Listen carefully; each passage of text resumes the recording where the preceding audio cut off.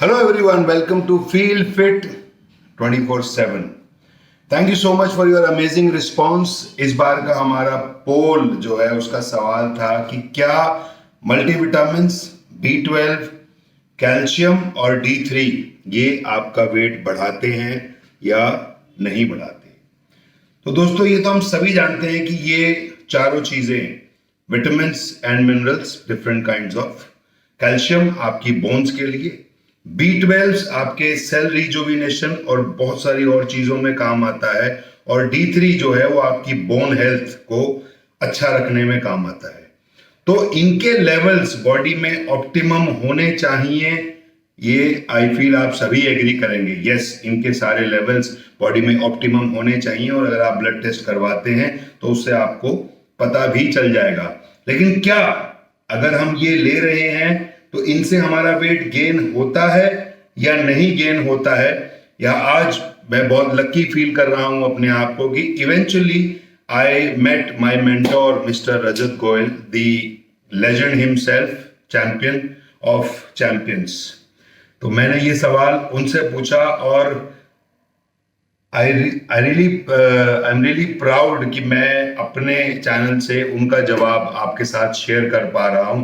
तो just let's hear from it कि वो इस बारे में क्या कहते हैं। तो जब भी हम किसी मैक्रो या माइक्रो न्यूट्रिएंट की बात करते हैं तो आप देखो न्यूट्रिएंट से डिराइव हुआ है न्यूट्रिशन, ठीक। अब हमारी बॉडी एक अच्छा न्यूट्रिशन मांगती है। एक अच्छे न्यूट्रिशन का मतलब होता है good amount of macros and macro nutrients. अब अगर किसी की रिपोर्ट में D3, B12 या XYZ कोई भी चीज़ कम आ रही है, इसका मतलब बॉडी उस न्यूट्रिएंट के से लैक कर रही है। जब किसी में कोई चीज़ ऐड होती है या मिलती है तो बॉडी उसको एक्सेप्ट करती है। एक्सेप्ट करने के बाद जैसे B12 है, विटामिन B12 सेल एक्टिवेटर होता है बेसिकली, और सेल्स के थ्रू हमें एनर्जी प्रोवाइड करता है। अब जब B12 कम है तो सेल्स का एक्टिवेशन उस लेवल पे नहीं होगा, सेल्स का एब्जॉर्प्शन पावर उस लेवल पे नहीं होगा, ठीक है, उनकी परफॉर्मेंस उस लेवल पे नहीं होगी। जब हमने एक्सटर्नल सप्लीमेंट उसको दिया तो ऑब्वियसली बात है कहीं ना कहीं उसमें मल्टीप्लिकेशन फैक्टर आया in terms of positive effect. जब मल्टीप्लिकेशन फैक्टर आया तो परफॉर्मेंस भी बढ़ेगी, एब्जॉर्प्शन पावर भी बढ़ेगी, सेल एक्टिवेशन भी बढ़ेगा, ठीक। Just coating an example of B12। तो उसके बेसिस पे आपको रिजुविनेशन होगा, बॉडी रिकवरी अच्छी करेगी, और उस न्यूट्रिएंट की कमी पूरी होने से बॉडी बेटर फील करेगी। नाउ सबसे पहली चीज़ तो जब भी हम वेट लॉस और वेट गेन के फैक्टर को कंसीडर करते हैं तो हमें ये देखना चाहिए जब हमारे को रिजल्ट मिल रहे थे और जब रिजल्ट नहीं मिल रहे, according to the person you are talking about, उस फेज में और करंट फेज में क्या डिविएशंस हैं। हो सकता है जब हमें रिजल्ट मिल रहे थे she was actually 100% in everything, she was following the workout, she was following the nutrition, she was having a proper sleep, she was taking the supplementation to the core. और बाई चांस की बात हो सकती है, just again a hypothetical situation I am talking about, by chance की बात हो सकती है कि जब आपने इन न्यूट्रिएंट्स को देना शुरू किया, कहीं ना कहीं हो सकता है किसी सोशल गैदरिंग में जाना पड़ गया, या मेंस्ट्रुअल साइकिल पास आ गई, या बॉडी में नींद की कमी हो गई जिसकी वजह से बॉडी ने वाटर होल्ड कर लिया, या सर्दी गर्मी एकदम से टेम्परेचर में बहुत ज़्यादा फ्लक्चुएटिव हो गई 2-3 दिन में, उसकी वजह से भी बॉडी की बहुत सारे फिनोमेना जो है वो गड़बड़ाते हैं।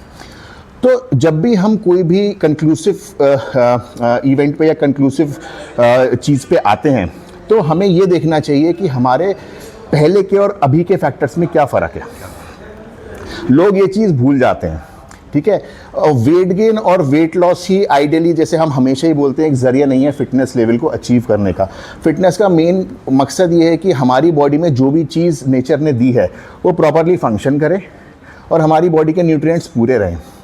अब अगर केवल हम वेट लॉस की वजह से ही उनको इनटेक नहीं कर रहे या हम उन्हें नहीं ले रहे, मान लीजिए एक तरीके से हमें वेट लॉस करना है इसलिए हमने खाना छोड़ दिया, लेकिन वो बेसिक रिक्वायरमेंट है, तो इसका मतलब हम केवल एक सुपरफिशियल फिटनेस पे जा रहे हैं, हम एक्चुअल फिटनेस पे नहीं जा रहे। बट किसी भी चीज़ का इफेक्ट देखने के लिए you should be actually using it for around 6 to 8 weeks consistently with all the things properly, तब जाके हमें किसी भी कंक्लूजन पे आना चाहिए। शायद 3-4 हफ्ते पहले एक पॉडकास्ट रिलीज हुआ था, उसमें मैंने एक छोटी सी बात बोली थी कि आजकल वेट लॉस इतना डोमिनेंट हो गया है लोगों के दिमाग में कि specially in terms of females I am saying कि अगर उन्हें वेट लॉस करने के लिए अपनी एक किडनी और एक अपना गुर्दा भी निकलवाना पड़े ना, तो they are ready for it कि उससे मेरा 1 किलो 2 किलो वजन कम हो जाएगा, they are ready for it. तो that's what I'm saying, superficial fitness has become more important than actual fitness. अब आप उसी लेडी के एग्जाम्पल में देता हूँ, I don't know who the person is. अब आप उनसे ये पूछो अगर आपका वेट गेन हुआ है तो या आपका वेट रुक गया है तो क्या आपने अपने फैट परसेंटेज को चेक किया? Definitely that is the point is. अब अगर आपका फैट परसेंटेज हो सकता है कम हुआ हो या आपका फैट परसेंटेज हो सकता है उतना ही हो, बड़ा ना हो, how can you be that sure कि मेरा नेगेटिव वेट गेन हुआ है? तो दोस्तों देखा आपने, सर ने कितनी अच्छी तरह से एक्सप्लेन किया कि आपकी बॉडी की प्रॉपर फंक्शनिंग के लिए जितने भी न्यूट्रिएंट्स हैं, माइक्रो न्यूट्रिएंट्स और मैक्रो न्यूट्रिएंट्स, आपके लिए अटमोस्ट इंपॉर्टेंट है. रेगुलर अपना ब्लड चेकअप करवाते रहिए और जो भी नेसेसरी आपके न्यूट्रिएंट्स हैं वो नेचुरली और सप्लीमेंटेड फॉर्म में उनका ध्यान रखिए और आपकी फिटनेस लेवल ग्रेजुअली बढ़ता जाएगा. तो अब आते हैं अपने पोल पर. जैसा कि आपने सर की बातों से सुना कि न्यूट्रिएंट्स लेने से आपका वेट गेन बिल्कुल नहीं होगा. आप बस अपने डेली रूटीन, आपके लाइफस्टाइल, आपकी एक्सरसाइज और अपनी डाइट का ध्यान रखें. न्यूट्रिएंट्स से आपके वेट गेन या वेट लॉस पर कोई भी डायरेक्ट इंपैक्ट नहीं पड़ता है. हाँ, यहां यह जरूर ऐड करूंगा कि अगर आपके न्यूट्रिएंट्स अच्छे रहेंगे, आपकी बॉडी अच्छा काम करेगी, आपका मेटाबॉलिज्म इंप्रूव होगा, तो आपकी बॉडी अच्छा परफॉर्म करेगी और आपका वेट बैलेंस एकदम ऑसम रहेगा.